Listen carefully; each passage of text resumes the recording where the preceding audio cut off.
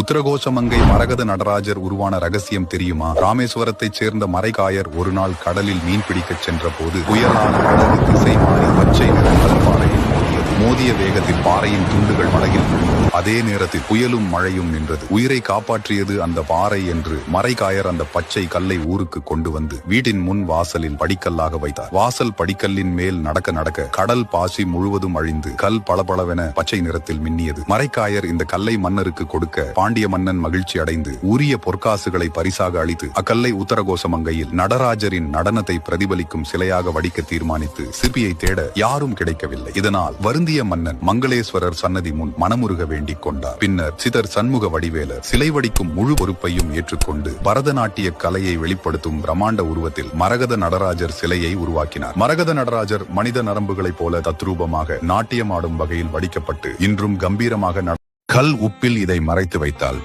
போதும், கோடி கடனும் தீரும். வெள்ளிக்கிழமை அன்று ஒரு பானை அல்லது ஒரு பீங்கான் பாத்திரத்தில் கல்லுப்பை நிரப்பிக் கொள்ளுங்கள். அதில் 5 ரூபாய் காசு யாருக்கும் தெரியாமல் மறைத்து தொடர்ந்து 27 வெள்ளிக்கிழமைகளில் இதை செய்து வாருங்கள். இந்த 27 ரூபாய் காசுகளை ஒரு மஞ்சள் துணியில் கட்டி பூஜை அறையில் வைத்துக் கொள்ளுங்கள். பிறகு நீங்கள் உங்கள் குலதெய்வ கோவில் செல்லும் போது இந்த காசுகளை அந்த உண்டியலில் போட்டுவிடுங்கள். இப்படி செய்தால் கோடி ரூபாய் கடனும் கரைந்துவிடும்.